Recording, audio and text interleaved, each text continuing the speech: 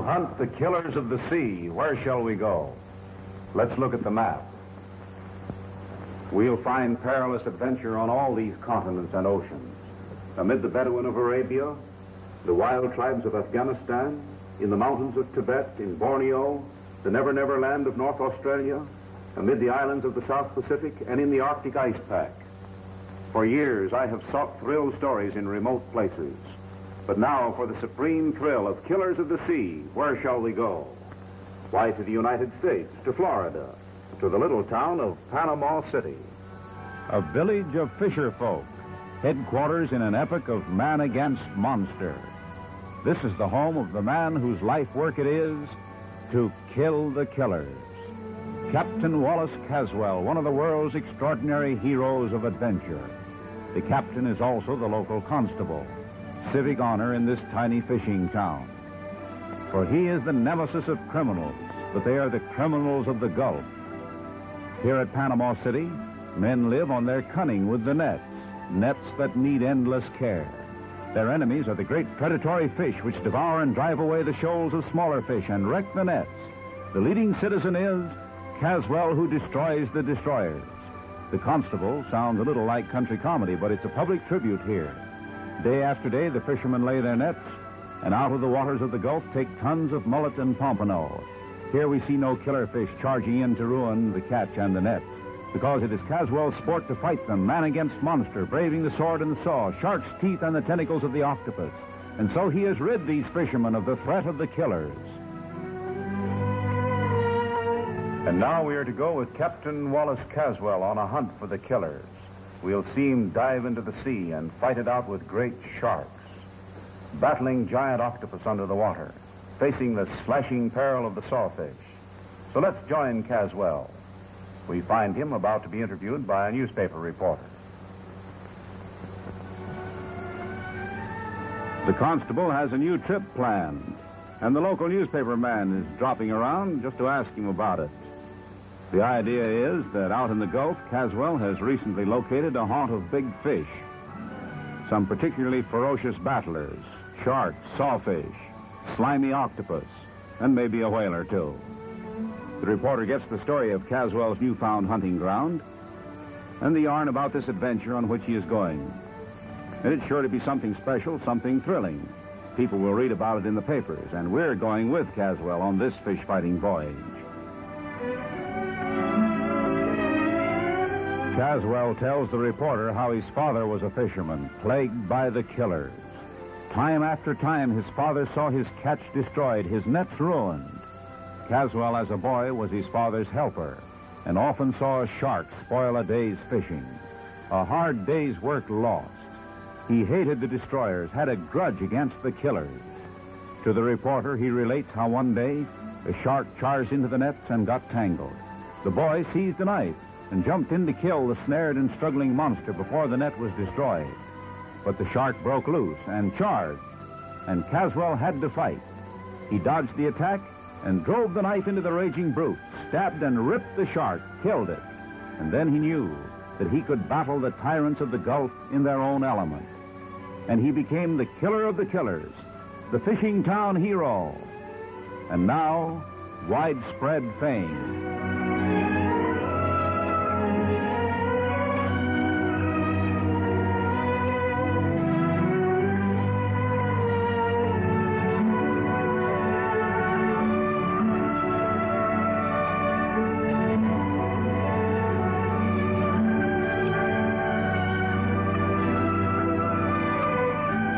The headline still to come is the cruise we're going on. Good luck, Casewell. I'll sure need luck. The fish there are tough where I'm going. It's a regular hangout for the killers. Out in the Gulf of Mexico, the killers of the sea flash through the sparkling water. Nowhere in the ocean are they more numerous or fiercer. It's their playground, their killing ground, and Casewell's happy hunting ground. So now we're going to hunt with him. And off we go on our voyage of adventure.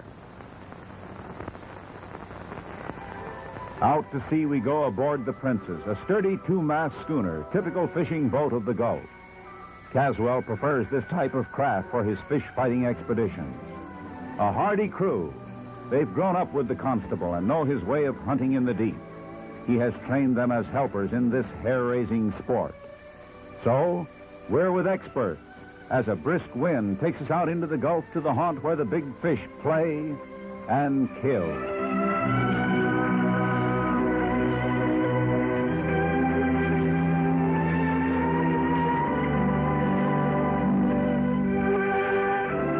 The town constable on the lookout for the criminals of the deep. He sees a whale of a sight. Whales. In the Gulf, you'll find many species of the plunging cetacean. What kind are these? Caswell's binoculars see far and clear. He needs powerful glasses to spy the big fish.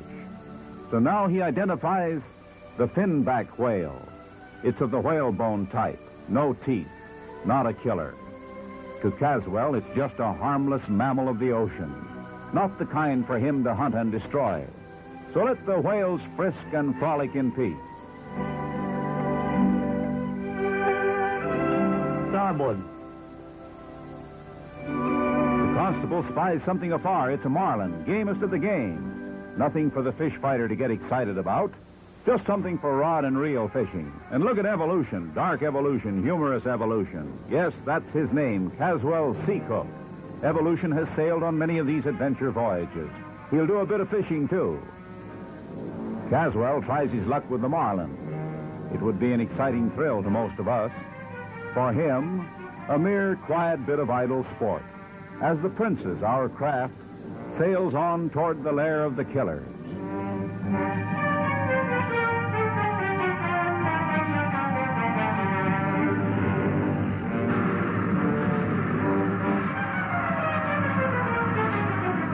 When that marlin strikes, it will be like a flash. And it strikes. The marlin is hooked, and the battle is on.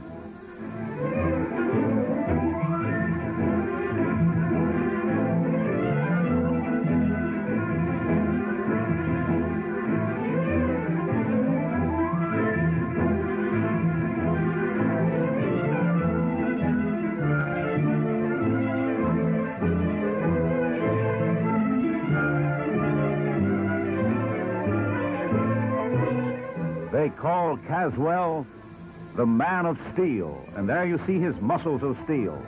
The strength he'll need when he comes to grips with a killer. And then he'd better be a man of steel.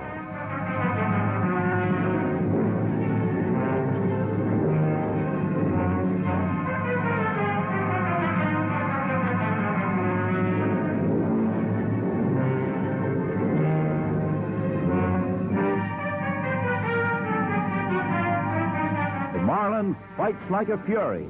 It's related to the swordfish, having a blunt, round beak instead of the sharp sword. It's a king of tropical game fish, a monarch of deep-sea battle.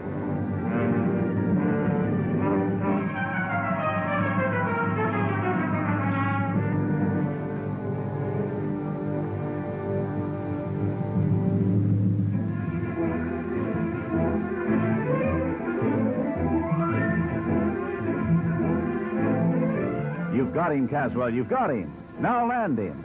But the marlin has a kick left, a mighty kick. It breaks the line and gets away. A game battler, so never mind. That marlin deserves a break. Captain Casewell! Captain Casewell! Hey, Captain Casewell! You ain't going to divorce me.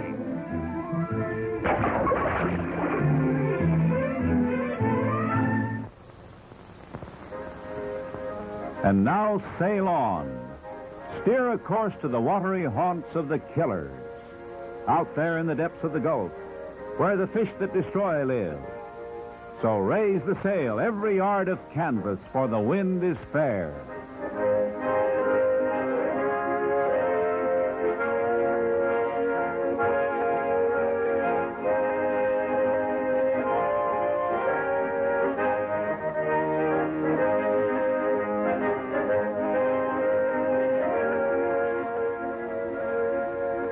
We go gaily scudding to the sound of a chanty of the sea.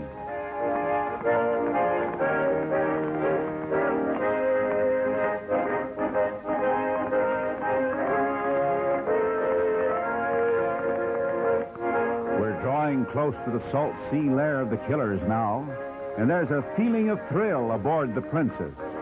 The sailors know there will soon be a fight. Caswell at grips with an assassin of the deep blue. What kind will it be? Always before going into action, Caswell likes to hear a jolly song, a salty sailorman tune. He's a musical constable. So let the tune ring out with a shout and a fling.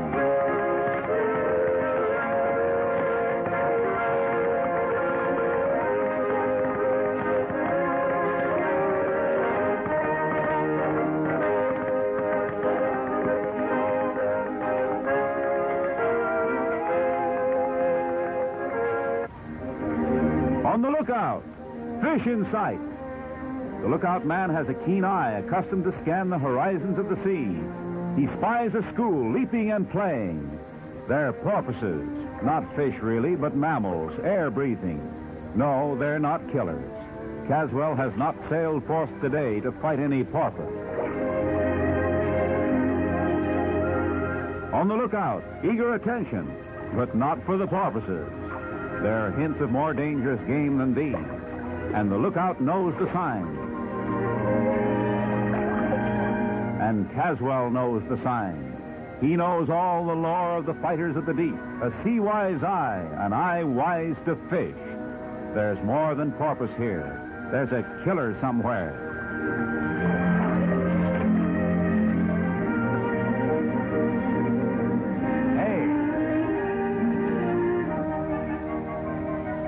Get ready, boys.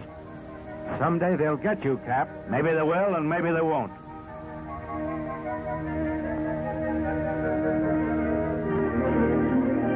It's a whale, and it's the fighting kind this time. Will Caswell really dare to tackle it, fight the whale in the water, and bring it back alive? It's the bottlenose variety, a rare species seldom found, and a savage battler. The constable takes off his pants. That's the telltale sign. Trousers would never do for fish fighting.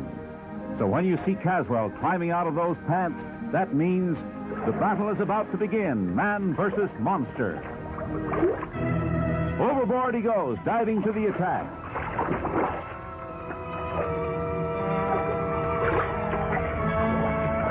His tactics are to swim alongside and grab a fin or a flipper. This bottlenose whale, being a mammal, has flippers. One of these, the man of steel, seizes with a grip of steel. Tremendous strength of hand. A relentless hold on the slippery flipper.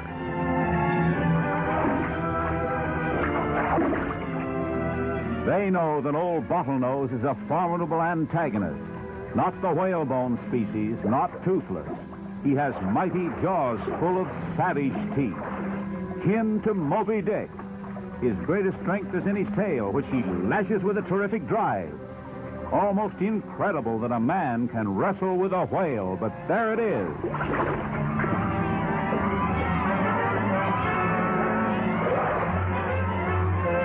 How does he do it? What's his strategy? He uses the cunning of brain as well as the steel of muscles. Why doesn't the whale dive and carry the man down to the depths? Because to dive, the whale must put its head down. And Caswell, with stupendous strength, keeps the head pulled up. Why doesn't the whale swim away, taking the man with him? Because Caswell steers the monster by turning his head. He knows the whale's anatomy and habits so well that he governs its movements. He'll win the fight by tiring out the Leviathan. He'll outstay the whale. He keeps the sea giant struggling, wasting its strength in futile convulsions. So right now, old Bottlenose is tired out, strength waning, as Caswell steers Moby Dick's cousin toward the boat.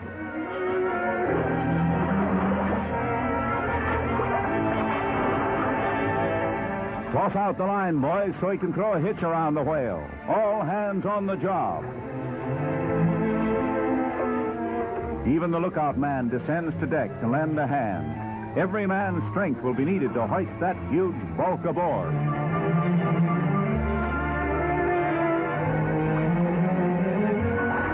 The last struggle of the fight. And now Caswell hitches a noose around the tail. Up out out of the water to direct the job of getting a ton of whale on deck. A tough job of hoisting, a strain on the line. Even evolution has to help.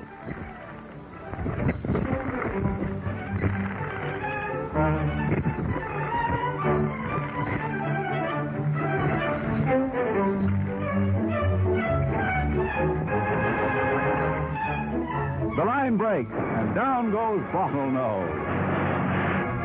Old Bottlenose, with the length of rope around his tail, is a free whale in the ocean again, and Casewell is disgusted. But wait a minute, the battle is not over yet. The harpoon. That tired whale is an easy mark for the spear with a barb.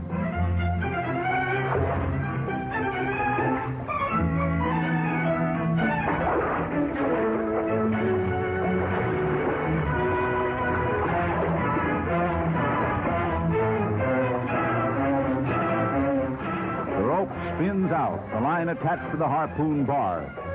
So lower the boat for another kind of fight this time. One end of the line is in the boat. The other end is tied fast to the barb of the harpoon, sunk deep in that whale's tail. So hang on to the line, lads, and then you'll hang on to the whale.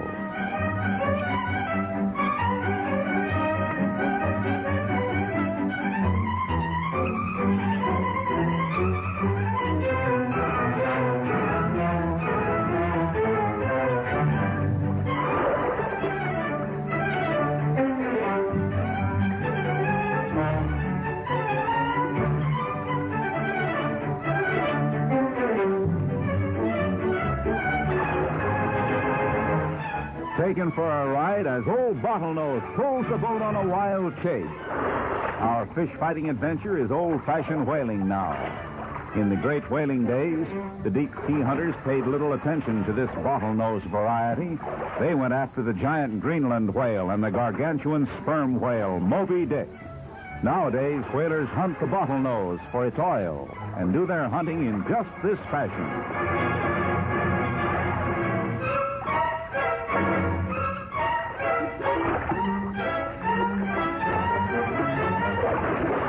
A lively interlude in Casewell's fish-fighting expedition today, this.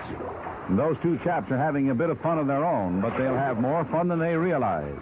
It seems to them like just an ordinary job of whale catching. They don't know the wild thrill. They don't dream of it. The crazy danger they'll face in just a moment before this chase is over. Old Bottlenose is still full of fight, all set to make matters lively. And he'll show them a trick or two before he's through as he battles on.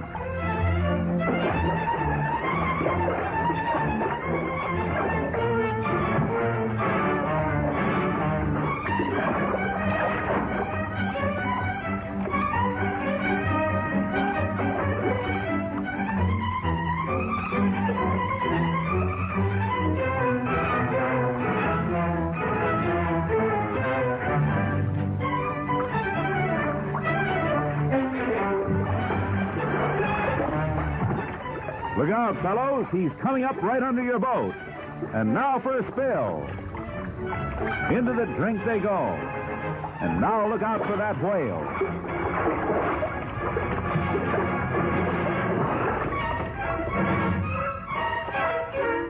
Old Bottlenose is up to some weird tricks today. He's about to perform what seems like a miracle. The two men trying to right their overturned boat can't quite understand how it happens, but it does. The whale flounders under the boat, so that when they right the skiff and turn it over, there's the whale in the boat. And how will they get him out? Say, you can't ride in our boat, Bottlenose.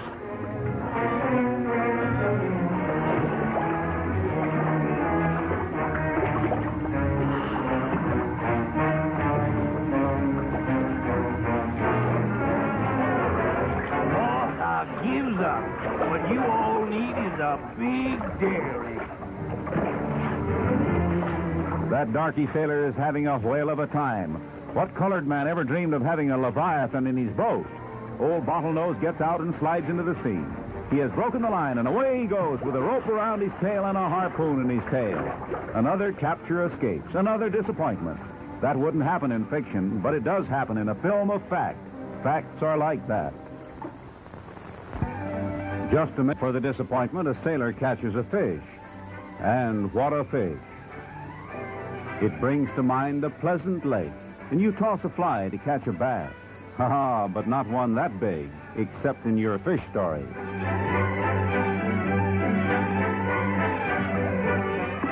This baby looks like the most shameless fish whopper you ever told.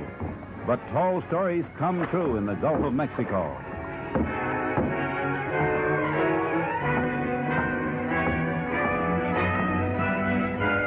It's a giant sea bass. You could also call it a big-mouthed bass. A bigger mouth than any that grabs the bait in your favorite fishing hole. You don't catch 'em like this on any tiny fly hook either.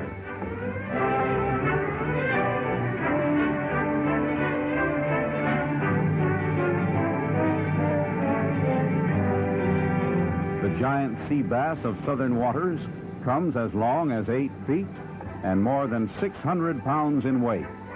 That one will bring some extra cash for Casewell's crew.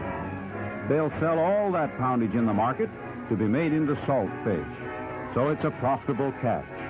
Also an example of the vastness of marine life in the Gulf of Mexico, home of oceanic giants. Ah, they've hooked another one. Another exaggerated sea bass. Also proving that your story of how big the fish was that got away, well, it may be true, because they do get away. The line breaks.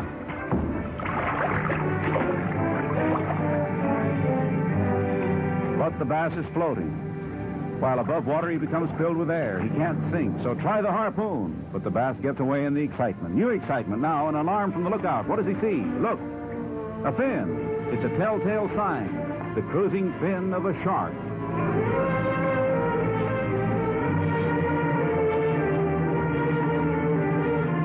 They'll harpoon this one. The constable will take on the next. This one is sport for the crew. Casewell fights sharks at close drifts.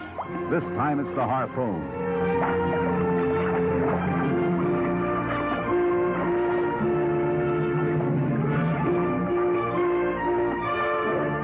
The barb has bitten deep into the monster, so they haul it aboard.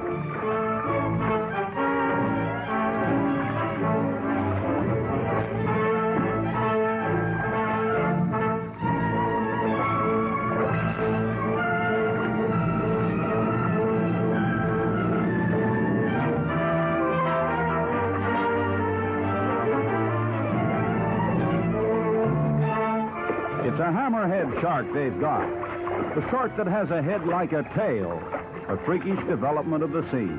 The scientists don't know just why, can't quite explain how it got that way. It's a voracious brute, but Caswell's waiting for another kind, the tiger shark. This hammerhead belongs to the crew, and like all sailors, they hate sharks. Destroy them without mercy, so they don't fool around with this dangerous killer. He hacks the shark's neck to break the backbone.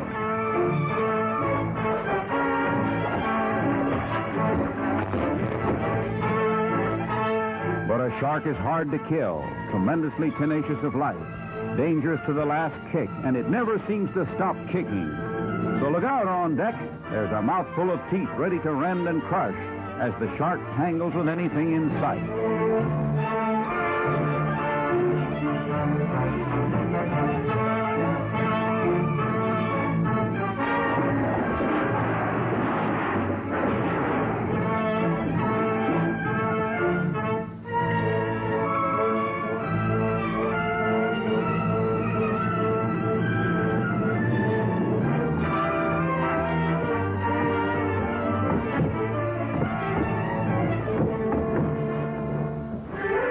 Evolution with gaping eyes makes a dangerous discovery. That sinister fin tells it's another shark.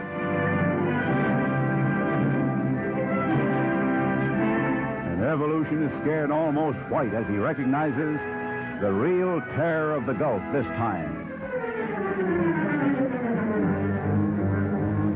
Captain Casewell! Captain Casewell! I just saw a big tiger shark!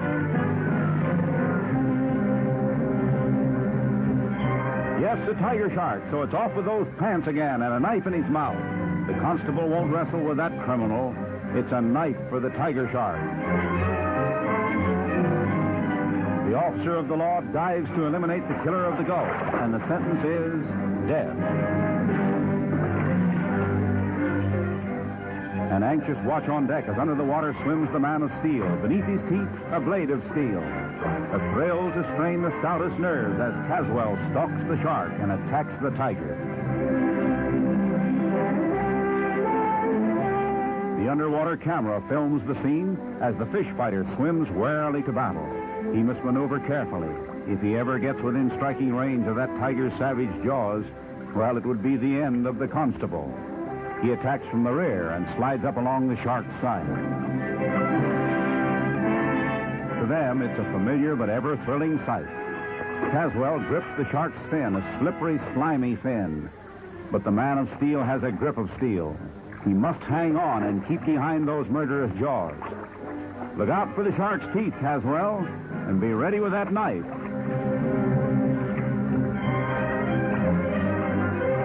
The knife flashes, and he plunges the blade into the brute.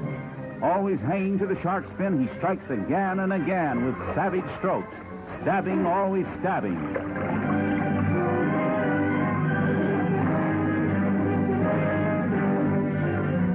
The tiger shark is the most destructive killer of the Gulf, an exterminating menace to the game fish, a ruinous plague to the fishermen and their nets. So to Casewell, this is a supreme enemy, and he knifes the shark with a wild thrill of battle and with an energy of deadly peril. The fish fighter can stay underwater for an astonishing length of time, too. But if he were to lose consciousness for a moment, the shark's teeth would crush him. Man of steel with his grip of steel. But if his hand should slip and the shark should flash around at him, he would be mangled to death in an instant. Did I say before that a shark was hard to kill, tenacious of life? Casewell drives the blade home time after time. It's stab, stab, stab. There must be 100 strokes, but still the shark fights on. A tremendous job of knife work, killing the killer.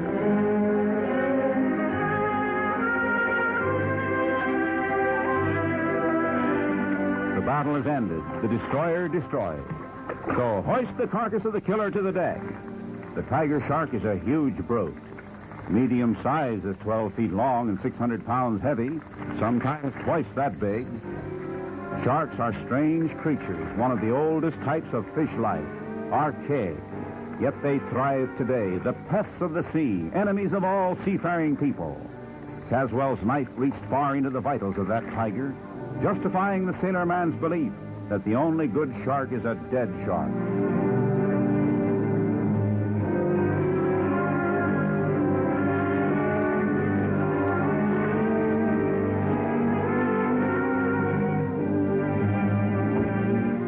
But is he dead? Sharks have a way of playing possum, lying still, apparently lifeless, shamming, which is a good time to be careful.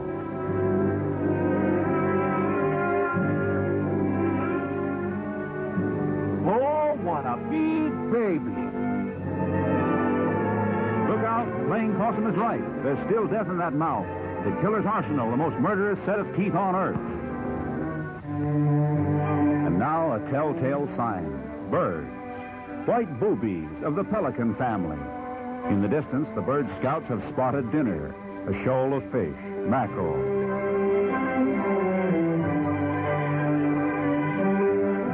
And the boobies are not such boobies as you'd think. They know when they hear the dinner bell. On they fly, winged grace over the sea.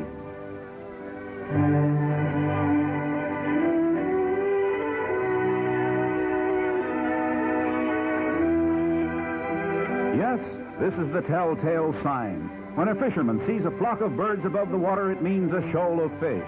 Birds feeding on the fish. Not only that, it means big fish, killers. They feed on little fish. So now, fisherman's logic tells us that the flight of the boobies points toward big fish, killers. We're near a haunt of the tyrants of the Gulf, and the birds lead us on. We are guided by boobies.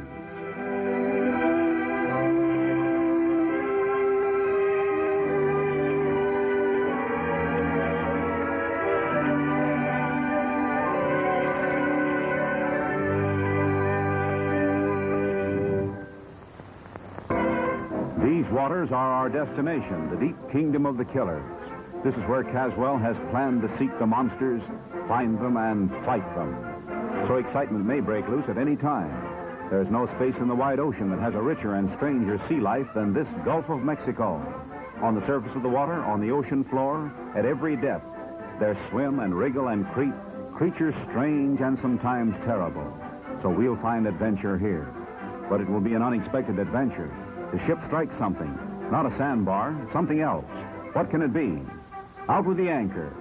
Caswell is curious about anything new in these waters that are so much his own. So he says, "Come on, boys, let's investigate." But sailors do some turtle hunting. They've spied some of the giant shellbacks of the Gulf, and they can sell turtle meat and turtle shell. So it's the harpoon again. Yes, the needle point and razor edge of the barb driven by a powerful arm. It can penetrate the tough shell of the greatest sea turtle.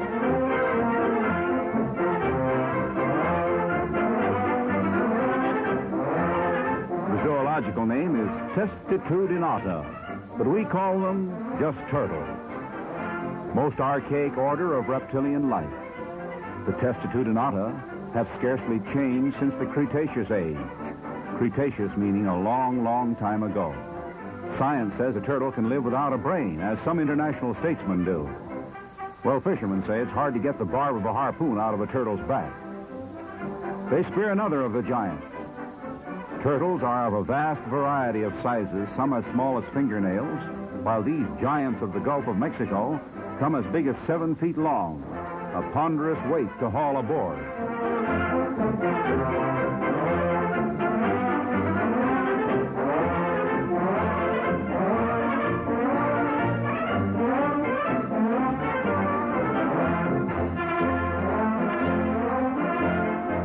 Old boy turtle seems to make a final gesture of turtle defiance. What is it that people say? Go spit in the ocean. There seems to be perfect turtle hunting today. The shellbacks live to great ages. In fact, so long that science is uncertain of the turtle's lifespan. Well, maybe they live until they're caught. So this one waves a turtle's goodbye.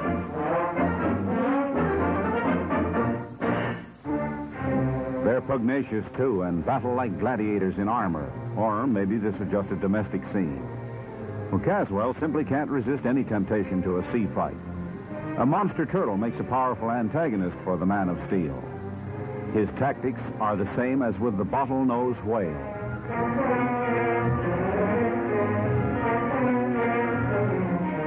He simply keeps the turtle from diving. And he does it by constantly forcing its head up above the water.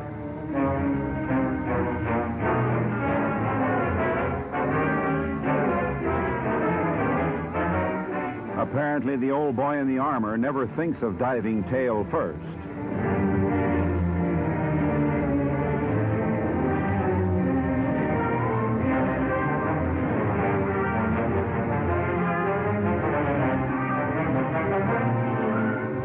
A rather weird struggle, this. The Battle of Testitudinata.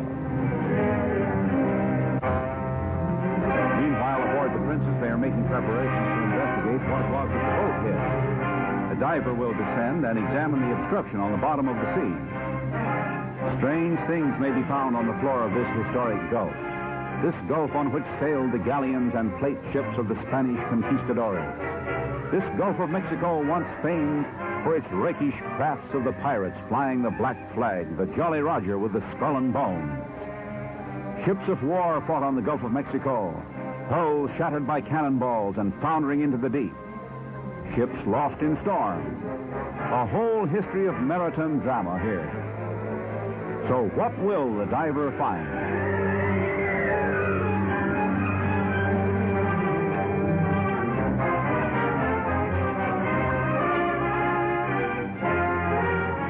The explorer of the undersea descends for his submarine investigation. He's one of Caswell's experts, a veteran of the bottom of the Gulf of Mexico.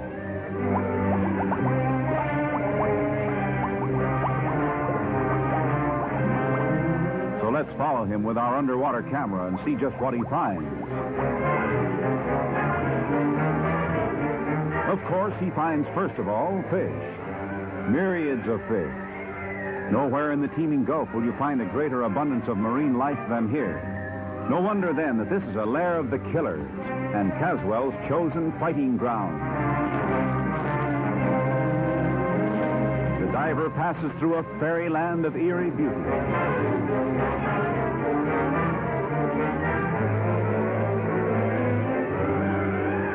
Too much fairyland, too much eerie beauty. The diver groping his dim underwater way is impeded by the fish that flock about him. He can scarcely keep them off. In this world of the unhuman, he doesn't seem to frighten the finny folk at all, although he is a spectacle to frighten his own mother. But he's sea-wise and knows a way. He'll lure the fishes from him. He finds a kind of shellfish and opens it with his knife.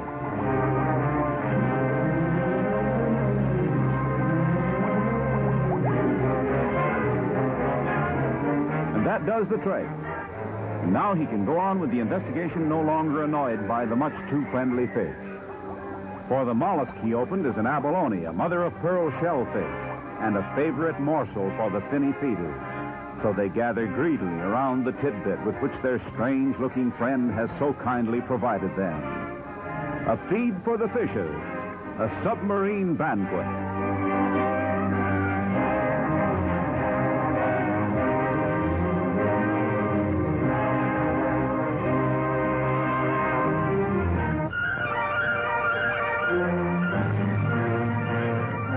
Let's see what it was that the princess hit. What strange obstruction lies on the bottom? But what's that? Octopus, the devilfish.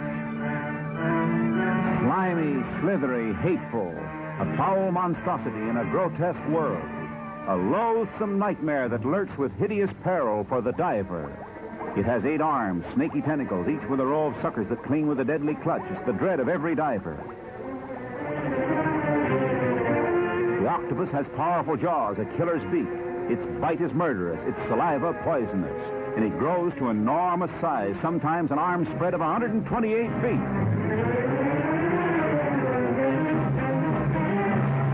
So diver beware. He's examining the bottom of the boat. What's the obstruction? What did the princess strike? He's finding that out. And all the while the octopus glides, sinuous, sinister, like a horrible symbol of sin. Devilfish is right, and they're swarming, many of them fantastically odious.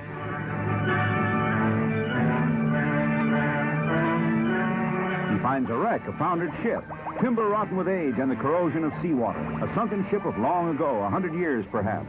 And all the while, monsters with 8 arms, for he's in a nest of devilfish. What story of shipwreck is signified by this waterlogged hull? What peril of the sea of old? Some tragedy of the Gulf. And always the octopus. The lore of the sea is full of its terror, with its attacks upon human beings and its unmitigated ferocity.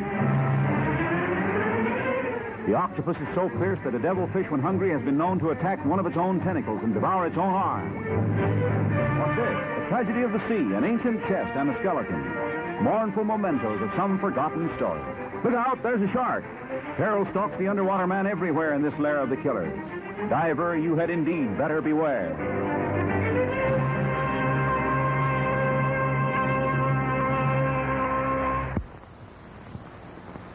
At the air pump, heave ho, for that airline is the lifeline. There's a climax of peril now, a turtle. Will he attack the diver? No, but he may attack the airline. To the giant turtle, that vertical dark strand is a temptation, something to bite. And a dangerous turtle trick that, a thing most feared by the diver, peril to his lifeline. He's as much afraid of a big shellback as he is of the grasping, embracing, smothering tentacles of the octopus. And it's a critical time of twofold peril, double danger. Approaching the climax of this undersea weird world adventure of the diver.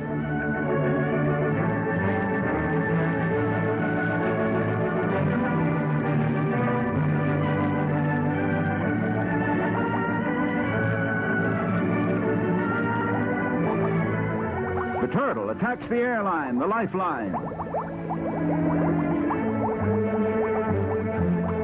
From the severed rubber hose, the air bubbles, and they are pumping air into a broken line. This they notice, but they realize only half the diver's peril. They don't know about that octopus. The diver's air supply is cut off. Water flows into his helmet. He will suffocate in a few minutes, drown. And the devilfish slithers to pounce on its helpless victim. He keels over. And then the deadly embrace of the 8 slimy arms and their clasping suckers.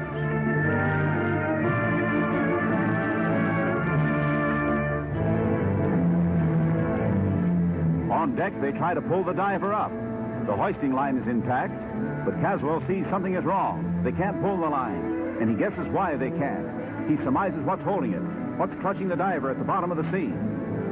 The octopus hold its victim fast, and the pull on the rope can't tear the diver from that python grip of those embracing arms. So Casewell must fight the octopus. He must release the diver from the devilfish embrace of death. So knife in mouth, down he goes. In a swift downward swim to the fiendish killer gripping its prey. That killer will take all of Caswell's strength and cunning, too. He must fight with wary skill, yet he must hurry, for the drowning diver can't live long in his water-filled helmet. The men in the boat can't budge him, for 8 arms are clinging to the wreck and to the victim. Casewell is an old-time friend and buddy of the divers, and he'll lose a pal if he doesn't attack swift and sure.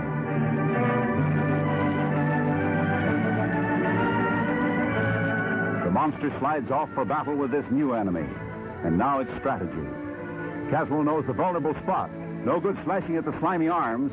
The ink sac is the vital point, the sac from which the octopus spouts black fluid. So to kill the devilfish, slash the ink sac.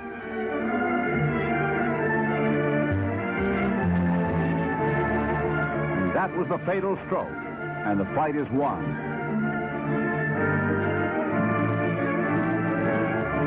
Meanwhile, the men on deck are hauling the unconscious diver aboard. Is he alive? Or is it a drowned man in that grotesque suit?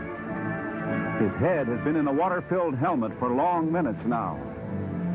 Only if he has a phenomenal capacity for submersion can he still be alive.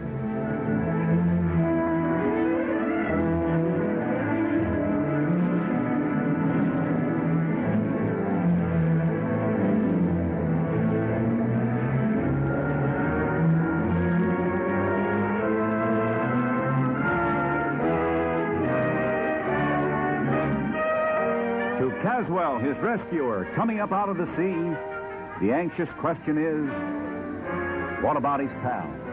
Is he alive? Has he succeeded in saving him?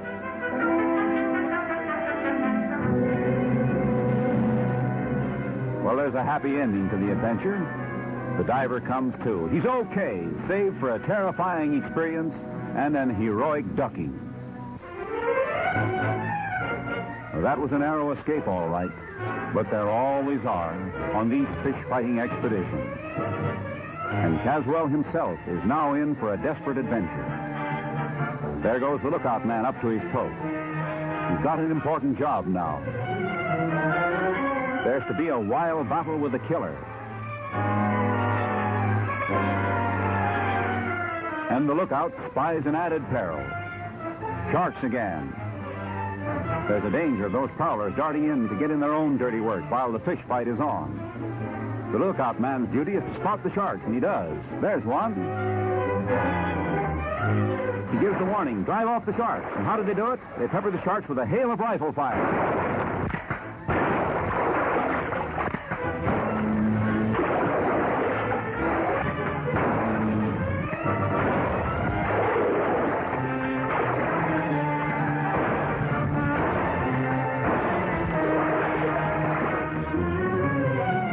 Sharks. Now for the sawfish. So, Constable, off with those pants. Big fish have provided many a narrow escape for Casewell. He's a bald-headed constable because he has a silver plate where a killer gouged into his skull. Now it's for a wrestling bout with a sawfish.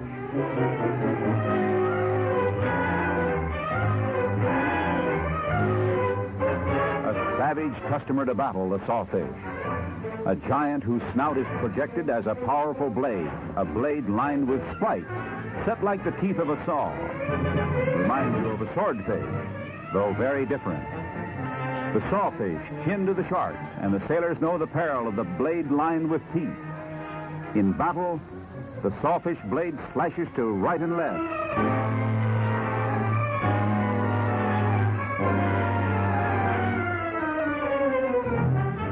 man of steel in a culminating exploit, fighting the sawfish barehanded with his knife in his belt this time.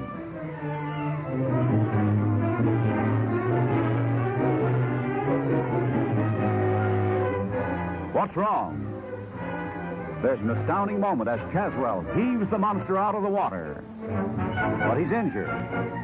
Alarm on the boat. Casewell has been slashed, badly hurt, his body gashed by the lacerating teeth of the saw. That means blood on the water, and blood draws sharks. A desperately narrow escape.